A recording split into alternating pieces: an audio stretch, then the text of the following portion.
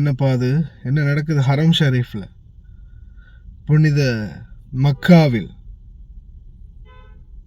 இயேசுநாதரின் சிலையா?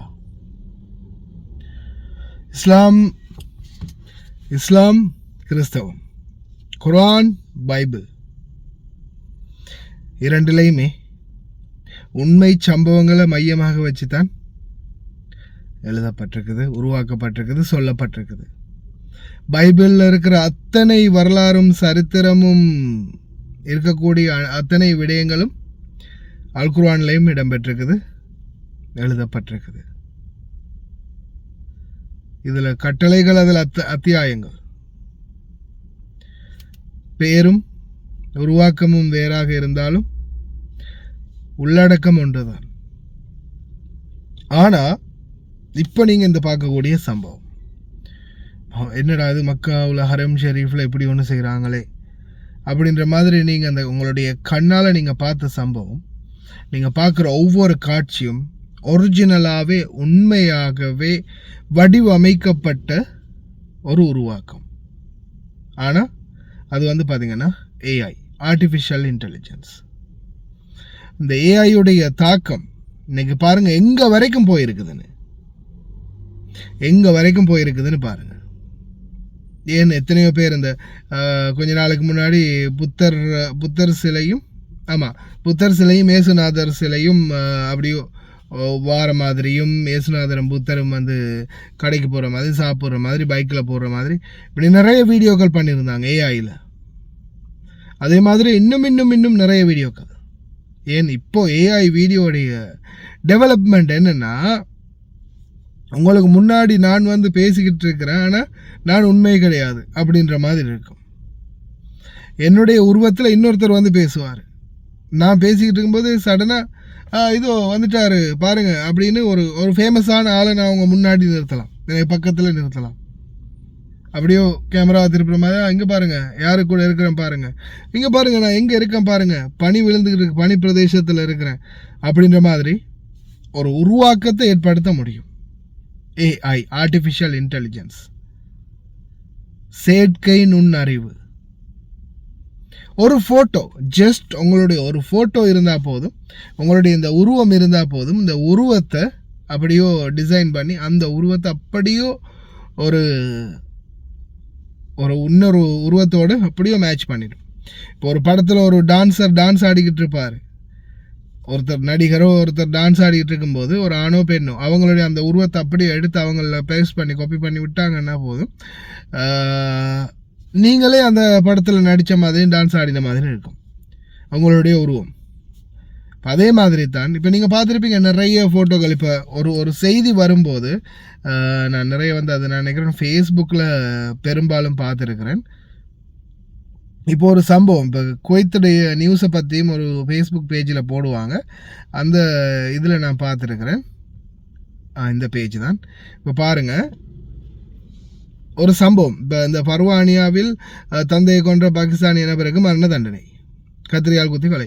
அப்போ இந்த சம்பவத்தை பார்த்தீங்கன்னா, இது இப்போ குவைத்தில் இப்படி ஒரு கோர்ட்டுக்குள்ளே இப்படி ஒரு சம்பவம், ஆதாரமாக கத்திரிக்கோள், முன்னாடி அக்யூஸ், அந்த பக்கம் பார்த்தா நீதிபதி, இந்த பக்கம் கோர்ட்டில் லோயர் மாதிரி நிற்கிற மாதிரியும், அங்கிட்டு கேமரா வீடியோ எடுக்கிற மாதிரியும் இந்த செட்டப். இப்போ இது பார்த்தீங்கன்னா இந்த மாதிரியான ஒரு செட்டப் இவங்க வந்து ஜஸ்ட் இதை கிரியேட் பண்ணியிருக்காங்க. இப்போ நம்ம சாதாரணமாக இதை பார்க்கும்போது பார்வையாளர்களுடைய எண்ணம் எப்படி இருக்குமென்னா, இப்போ பாருங்கள், இது ஹவாலி பகுதியில் அடுக்குமாடி குடியிருப்பில் தங்கம் திருட்டு, கட்டிடத்தில் இருந்த பாதுகாப்பு நபர் திருடினார். இப்போ போலீஸ் வந்து ஒரு ஆளை பிடிச்சிக்கிட்டு இருக்கிற மாதிரியும், கையில் ஹேண்ட் கஃப் பண்ணியிருக்கிற மாதிரியும், அந்த பக்கம் இருந்து ஒரு பெண் அழுதுகிட்டு இருக்கிற மாதிரியும், ஒருத்தர் கையை நீட்டி வந்து திருடன் அப்படின்னு சொல்கிற மாதிரியும் இந்த காட்சி உருவாக்கப்பட்டிருக்குது. ஆனால் இந்த காட்சி உண்மையான ஃபோட்டோகிராஃபான்னு கேட்டிங்கன்னா இல்லை, இது வந்து ஒரு செயற்கை நுண்ணறிவு. இதை வந்து ஆர்டிஃபிஷியலாக ரெடி பண்ணியிருக்கிறாங்க, ஜஸ்ட் இதை வந்து கிரியேட் பண்ணியிருக்கிறாங்க, அவ்வளவுதான். வேறு ஏதாவது இருக்கான்னு காட்டுறேன், இருந்துச்சுன்னா. அந்த மாதிரி ஏஐ மூலமாக இவங்க வந்து கிரியேட் பண்ணுறது. பாருங்கள், சமாகம் தேபால விக்கினியும் பாட்டு தான். இப்போ இன்னொரு வீடியோ ஒன்று போட்டிருக்காங்க பாருங்கள். இப்போ இது வந்து ஃபோட்டோ ஒன்று போட்டிருக்காங்க பாருங்கள். இது வந்து ஏதோ ஃப்ராடு பண்ணின ஒருத்தரை பிடிச்ச மாதிரியும் அதிகாரிகள் அவர்கிட்ட வந்து டாக்குமெண்ட்ஸ் பணம் எல்லாம் ஃபோன் எல்லாம் எடுத்த மாதிரியும் இதோ ஆதாரங்களோட ஒரு ஆளை பிடிச்ச மாதிரி ஒரு ஆஃபீஸில் இருக்கிற மாதிரியும் ஒரு செட்டப் இருக்குது. ஆனால் இது எல்லாமே பார்த்தீங்கன்னா ஜஸ்ட் செயற்கை நுண்ணறிவு, அதாவது ஆர்டிஃபிஷியல் இன்டெலிஜென்ஸ். குவைத்தில் இந்த மாதிரி யூனிஃபார்மே இல்லை இல்லையா? இலங்கையோட நேவியோடைய அதாவது கடற்படையுடைய யூனிஃபார்ம் மாதிரி இருக்குது பார்க்குறதுக்கு கலர். அப்போது இது எல்லாமே பார்த்தீங்கன்னா செயற்கை நுண்ணறிவு, ஏஐ மூலம் ரெடி பண்ணின ஃபோட்டோஸ் அண்ட் வீடியோஸ்.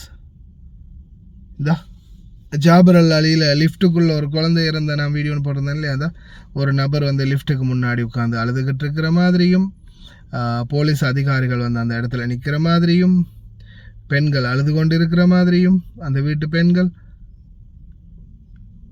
அதிகாரிகள் தலையில் கை வச்சு நிற்கிற மாதிரியும், இது எல்லாமே வந்து பார்த்திங்கன்னா ஜஸ்ட் ஆர்டிஃபிஷியல் இன்டெலிஜென்ஸ், ஏஐ மூலம் உருவாக்கப்பட்ட ஃபோட்டோ.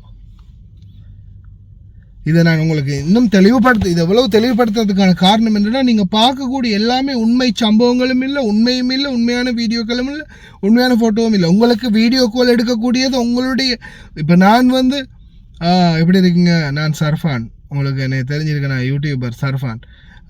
ஒரு சின்ன பிரச்சனை உள்ள மாட்டிக்கிட்டேன், எனக்கு உங்கள் நம்பர் கிடச்சிச்சு, ஒருத்தர்கிட்ட இருந்து எடுத்தேன். நான் ஒரு ஹெல்ப் ஒன்று கேட்குறது தான் எடுத்தேன். எனக்கு இப்போ அவசரமாக ஒரு 10 தினார் தேவைப்படுது, நான் உடனே உங்களுக்கு கொடுத்துட்றேன். நீங்கள் இப்போ என்ன செய்யுங்க, யூடியூபர் சர்ஃபான் எப்படியும் ஏமாற்ற மாட்டான், இப்படி ஏமாற்றினானா கூட இவன் இப்படி என்ன காசு வாங்கிட்டான் அப்படின்னு நம்ம சோஷியல் மீடியாவில் போட்டு கிழிச்சிடலாம்.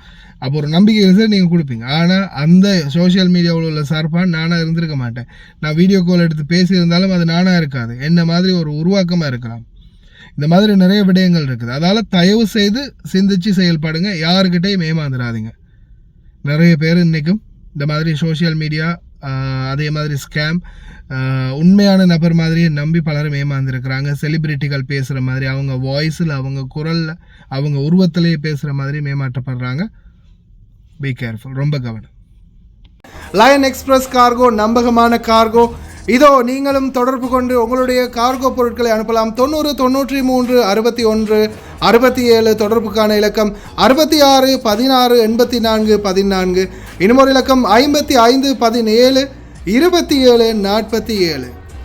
அதே போல் இன்னும் ஒரு இலக்கம் 50 53 79 39. இன்னும் ஒரு இலக்கம் 99 69 84 94.